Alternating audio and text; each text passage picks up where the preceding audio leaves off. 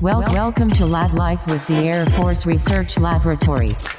Hi, I'm Michelle. And I'm Kenneth. Today we are joined by Lieutenant Kaitlin Poole, a quantum networking lab manager who works with lasers and communications so small it has its own science. In 3, 2, 1. Lieutenant Poole, welcome to the podcast. Awesome, thank you for having me. I work up at the Information Directorate in Rome, New York. We have multiple quantum groups up there. The one I'm involved with is the quantum networking group, where we are hoping to use trapped ions in combination with photons to build a secure communication network. So for a lot of our listeners, we kind of talked earlier about how quantum's kind of a nebulous thing for many people. Can you kind of break down what your job is there and what quantum means for us and the security of our nation? Quantum is essentially the science and the laws of physics behind anything that's really small or basically at the single particle level. So it's when you're working with single atoms, working with single photons, which are particles of light, as well as working with superconductors, because the laws around them actually, the laws of physics and quantum kind of take over and have more power over what's happening than the classical laws of physics that you learn in your physics classes in high school. So what's it like kind of breaking into that field? Do you have to relearn the laws of physics almost, or is it just augmenting what we know? It brings it down to more of a fundamental level. So if you take kind of the statistical average of a lot of the quantum mechanics laws, they become the classical mechanics ones. If you start describing the actions of every single particle, and you have Avogadro's number, so 6 times 10 to the 23, approximately, number of atoms that you're trying to explain, the math gets really, really big. So that's why for systems like how a ball goes through the air, we describe that using classical mechanics. If we're talking about a single particle where it needs to be in a really high vacuum, in my case, I'm familiar with the ion area, and ions are just charged atoms. If we have one in our trap, we can do some really unique things that aren't necessarily possible otherwise. What are some of the things you've done? So the fact you can trap a single particle is really cool.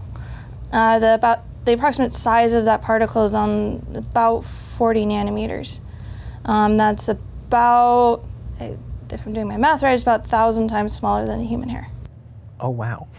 It's tiny. And for these devices, then how are you capturing these ions? So how we capture them is we use a combination of electric fields and lasers to control what we're doing. So we can use electric fields to do the, with some RF input, is to kind of do the physical trapping. And then we can use lasers to kind of keep it in the trap longer, as well as do our state control and run our experiments. And if you're able to talk about it, can you kind of describe what this apparatus or what kind of the lab scenario looks like where you're working? Yeah, so I essentially work in a laser lab. We have 4 large optical tables. On average, they're about 4 feet by 8 feet. On one of them, we have 5 different laser systems that we use to control the ion once it's in the trap, as well as to get it into the trap. Because in our vacuum chambers, we start out with a stream of the element we're using, which is a terbium. We start out, and the acronym for that is YB, if you don't want to try and spell it. And we started with a stream of neutral ones. We can use lasers to kick out one of the electrons to make it turn it into an ion. And what, you said it was a terbium? Mm-hmm. Or why did you choose that element to work with? It's been studied very well in academia and industry, primarily in academia, as well as it was an ion that we knew we could go from empty optical tables to having the vacuum chambers and the lasers all there within a 2 to 3 year program. So you trap this ion and then you run tests on it. What are you hoping to accomplish through the test? Yeah, so with the test we can actually do, some of the things we can do is create a superposition state, which is when it's kind of like that Schrodinger's cat example of it can be in 2 states at once until we decide to look at it, and then it's one or the other. Sorry, I'm trying to wrap my head around that. So how do you, I guess kind of, can you break more into that, kind of what that test looks like? Yeah, so when we're testing that, we have our ion trapped in our vacuum chambers, which are in a separate table from all of the other lasers. And then we can apply either microwave pulses or optical pulses at the different frequencies to put it into split it between its 2 ground level hyperfine states. That gets kind of really nitty-gritty into the quantum. But if we take the example of like a light switch normally is on or off. In quantum, it's on or off and off until we look at it. That's fascinating. And then this is, by itself, it's just kind of a really interesting thing. Yeah. But when we put it in combination with this other quantum property called entanglement, then that's where the power behind quantum computing and quantum networking and the security that we get with quantum communication comes in. Yeah, going deeper into that, so what are a lot of these practical applications, or with entanglement, how can we use this? Yeah, so entanglement in combination with superposition gives us an exponential scaling of the state space available to us to do computing or to give us how many available answers there are. So then it scales at a 2 to the n rate. So if we have 2 particles, we have 4 different answers. If we have 5 particles, we have 1,000 different answers. Wow. And you used the analogy earlier of, was it Schrodinger's cat? Yeah.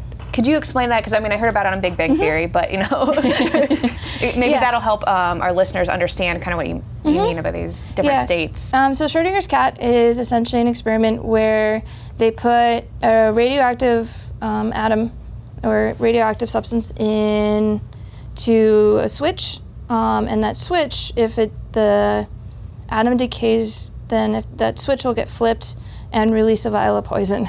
So it's not necessarily a happy experiment because then you have this apparatus that you put in a box, you put a cat in the box, and then you close the box. And you don't know if that decay has happened, so technically without actually opening the box, the cat is alive and dead until you decide to open the box and figure out what happened. And it's amazing how that translates to quantum, because again, many people don't know what it entails. So kind of stepping back a little bit, what pulled you into the idea of quantum? Like, what made you want to work in this field? So when I initially got to Rome about 3 years ago, I had my undergraduate research background with some lasers and materials and optics. And so when I got to Rome, I was like, well, let's try and find myself a laser lab. When I got there, my boss at the time had started introducing me around to different program managers that needed a lieutenant to help with some of the work. And I got in touch with Dr. Kaitlin Poole, who is one of our program managers up in Rome for our entire quantum effort. And they had a lab that needed lasers set up. So I got in touch with them, and I've been working with them ever since. And before then, you were interested, you said, more in optical laser work. Did you do any tests outside of quantum with optical lasers? Or is it really all centered around quantum? So in my undergrad, I did research with laser spectroscopy of materials that had unique elements in them. So these are called rare earth metals. And so we would try and put those in some of your like standard crystals. So I'd try putting erbium, which is in those 2 lines that get popped out of the periodic table. It's one of the elements in there, into a sodium chloride or a salt crystal. And just saw how that affected the beam? To see how it affected properties of the crystal. So if you send laser light through them, the spectroscopy, whether it absorbs or emits the different light, kind of like how your sunglasses will filter the UV light from the sun, we were testing for what wavelengths of light this kind of would absorb over time. That's really cool. That was within a physics field? Yeah, so that was a physics lab that's run by Professor Rufus Cohn up at Montana State University. The other laser research I did was actually with Kirtland Air Force Base. I was able to be a part of the AFRL Scholar Internship Program. Oh, wow. That's run in conjunction with USRA. And I did that for 2 summers. I worked with the Ultra Short Pulse Laser Lab as part of the Directed Energy Directorate. And got to do stuff with some really powerful lasers. With them being ultra short pulse, they're kind of unique, and you can have really powerful lasers like terawatt class lasers. Oh, wow. But even then, because the pulses are so short, so the pulses are on the order of femtoseconds. That's about 10 to the minus 15. To give perspective, about a tens of femtosecond pulse, if you do you know how fast it's going because it goes at the speed of light, and you know how long it is, it's about the width of a human hair. And if you were to do the length calculation. And that was just work you did through the program then with Kirtland?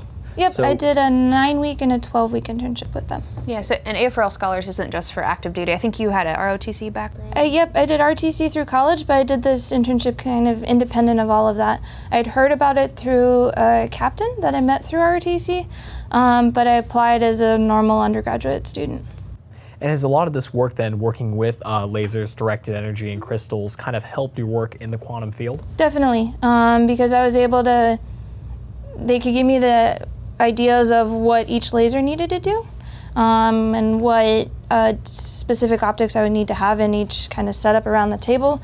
And then I was somewhat free rein to design on how the laser goes around the table and eventually into a fiber optic cable to get it to the vacuum chamber where the ions live. And with what you're doing then, how closely do you work with the teams, like working with entanglement and building a lot of these computer systems? So we're not necessarily at AFRL, we're not looking to build a quantum computer. That is a very large effort that is probably still a few decades away. Okay. In the nearer term, we're looking at, as AFRL as a whole is actually looking at the areas of quantum timing, quantum sensing, quantum communication, networking, and then in the end, we are staying aware of everything going on with quantum computing as well. And in that area, we're looking more into the quantum information processing and specialized processing, not necessarily universal quantum computing. And how does that work with quantum communications then? Is that something you yourself are working on, or you said kind of the team is developing? Yeah, so I would say it's a whole team. It's definitely a team effort. Having only my bachelor's, it doesn't necessarily give me enough background. It gave me enough to be able to work on it and kind of do the smaller steps required for the end goal. But for kind of the masterminds behind the experiment, both have their doctorates in the field of ion trapping. Okay, gotcha. And what does it entail then for communication? Like, what can that look like for us if we use quantum communication? Yeah, it will bring us kind of ultra secure communication. So thanks to those properties of entanglement and superposition, if we combine those, it can actually provide us a tamper-evident and tamper-proof communication network. So if you send me a message, right, I have I'm going to use the wrong word, like code. I have the resources to actually figure out what you told me. But if Kenneth, to my left here, if he got it, he wouldn't know what to do with it because it wasn't intended for him, and then you would know that I didn't get the message, so that it maybe was intercepted, sort of thing. Yeah, so that's one way. Quantum communication is basically if you get my message and something isn't right about it, then you know that it's been tampered with. Because if Kenneth here decided to take the message, somehow recreate it and send it to you, A, there would be a timing delay, but B, there would also be, it wouldn't be this exact same information. Because in quantum mechanics, there's such a thing as a no cloning theorem. So whatever I create, he can't recreate exactly. He can get close, but it won't be exact, and we'll be able to tell that with the results that you get. So that's the tamper-proof part of what you And said. tamper-evident. Tamper-evident, okay. Because then we could confirm with each other through a different mechanism, I guess, Exactly. to see if it... And so, as well as during the demonstration you saw yesterday, we're able to create a photon pair source. So we can do entangled photon pairs from a single source. And if you and I trust the source, then once we receive our photons, we can use the properties of quantum teleportation to send the information back and forth. And then it doesn't actually involve any data coming from you to me. It's only from between us and the source. Quantum teleportation. Yes. Yeah, we were trying to get to teleportation today. Whoa, that's really cool. So Yeah. hold on. What is that? So if two particles are entangled, they are correlated regardless of the distance they are apart.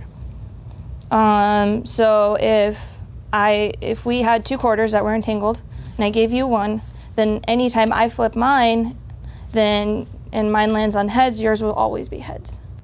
So that's how you could transmit a message. You can say, hey, instantaneously, you have this now. So it's not faster than light.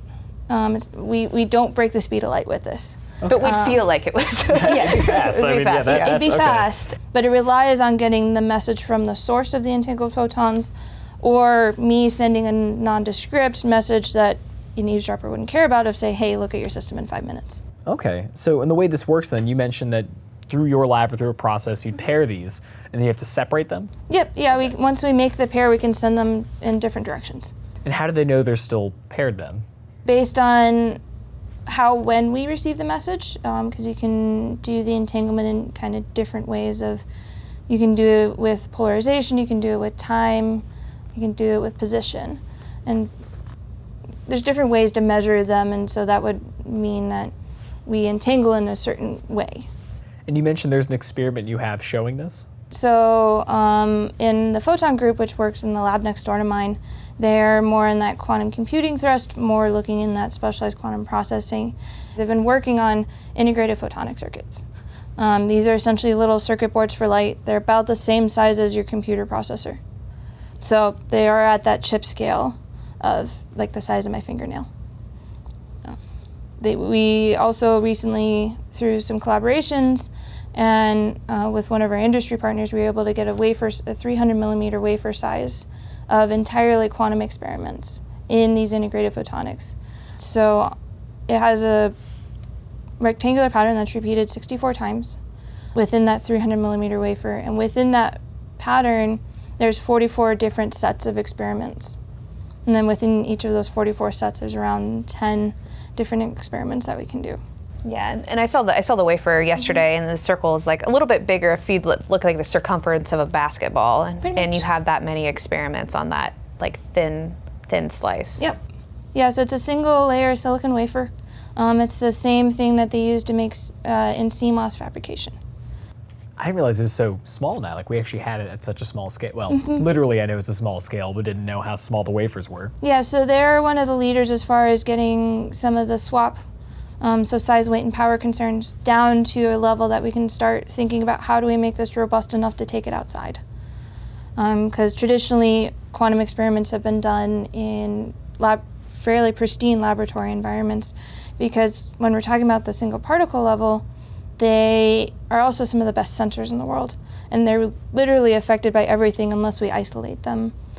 So in the case of trapped ions, we isolate them in our vacuum chambers. And so our vacuum chambers are quite large. It's like between we can generally fit 2 of them plus whatever optics to do the readout, take up a whole 4-foot by 8-foot table. And what would you say, if you can talk on it, is one of the coolest either breakthroughs or discoveries your team has done in the past few years, or at least months you've been working? Yeah, so in the past few years, we were actually one of the first AFRL labs and potentially first in the DoD to have trapped ions as a capability for the Air Force. We got that capability, and we were successfully trapping back in April of 2017. Nice. So it has been some time now. Yeah, we've been making some steady progress to get towards these proof of entanglement experiments. We had some minor equipment things go on, so set our schedule back a little bit, but we're definitely moving forward and making steady progress towards that goal of those fundamental experiments that have been done in industry and been published in Nature and by academia, and get that capability for the Air Force to have in-house so that we can start figuring out how to improve the engineering of these systems so we can put them in, to start potentially put them out of a lab and in maybe a Connex somewhere. What was that in a what? Somewhere? Connex, like a shipping container. Oh, okay. So that it's still somewhat protected from the environment. We can maybe still put an air conditioning unit in it, but it's not a lab environment. Yeah, so going closer to the real world application, I guess, Exactly. like baby steps.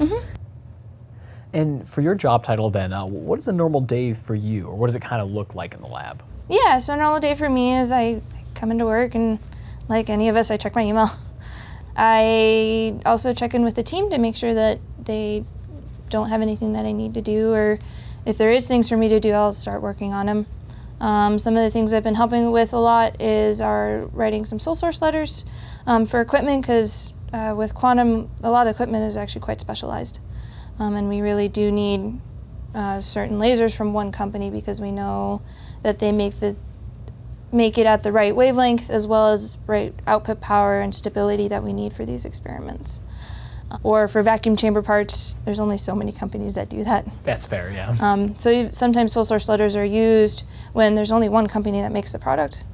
So this is so you have more of a managerial role Exactly. to the day-to-day, but Yep. for experimentation, you said it's only when they need assistance, or is there certain experiments you're always hands-on? Generally when they need assistance nowadays, last November I got picked up and selected to start at AFIT here at Wright-Patt this fall. Oh, very nice. Congratulations. So I'll be moving here in about a month. So more recently, my day-to-day stuff has been kind of in the lab on an as-needed basis and kind of helping with that background paperwork between some of the maintenance stuff we've needed to get done, as well as just helping where I can.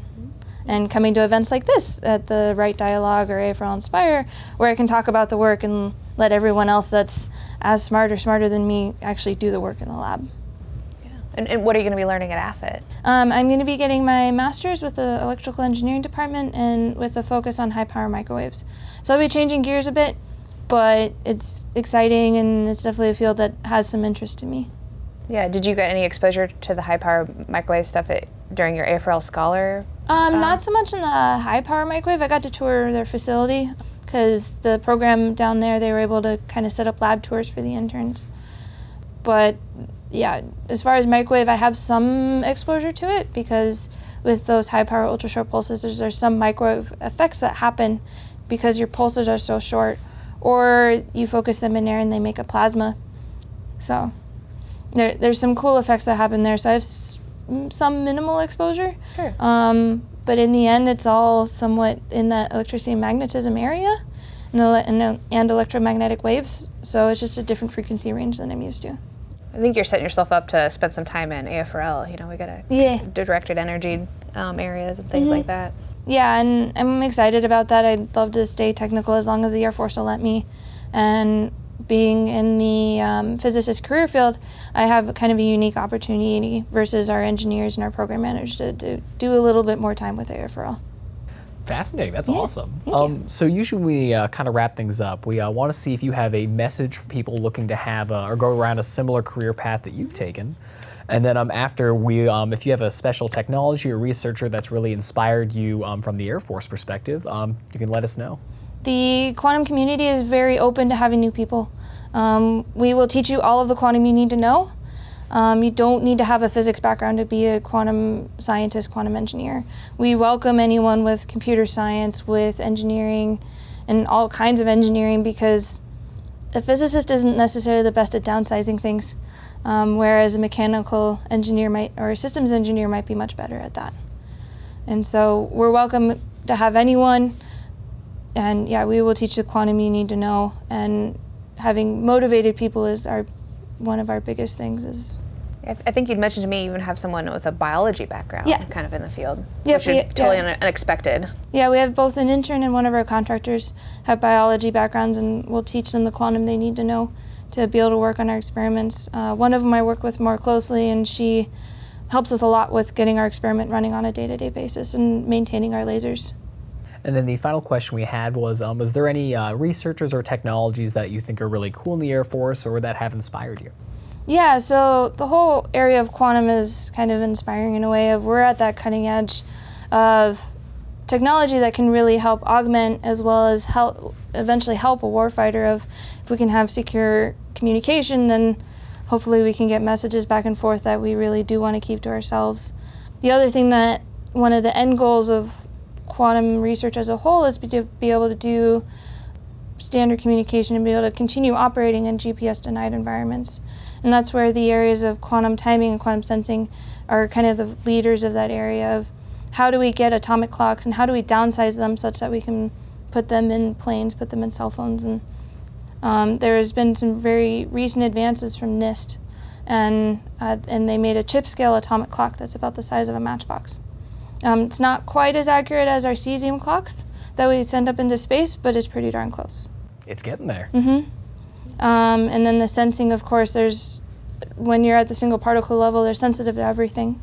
And so we can take advantage of that, and hopefully with the Sensors Directorate here at Wright-Patt, there's active research going on in that area. And I just really like that all of the research in this area it's going to help someone someday. And that's kind of one of the big things that drew me to doing research with the Air Force is all of our research has a purpose, and a purpose to help someone. And it looks like a very bright horizon for quantum in the future. So yeah, definitely. And then I would also note that we're not necessarily looking to replace classical systems because we have some very good gyroscopes we have some very good ones out there. And with small form factor, or even our like high performance computing is really good. Quantum computing is actually just kind of augment what we can do and be able to do certain processes a lot better. So then we can take the load off and let the classical computers do what they're best at and let the quantum systems do what they're best at. Yeah, that's a good way to put it. Yeah, that's a really good wrap up there. Awesome. Cool. Thanks for joining us. Yeah, thank you so thanks for much. having me. And to keep up to date with future and past podcasts and to check us out on social media, make sure to see us on Facebook, Twitter, LinkedIn, Instagram, and YouTube at AF Research Lab. And make sure to stay curious. Logging off.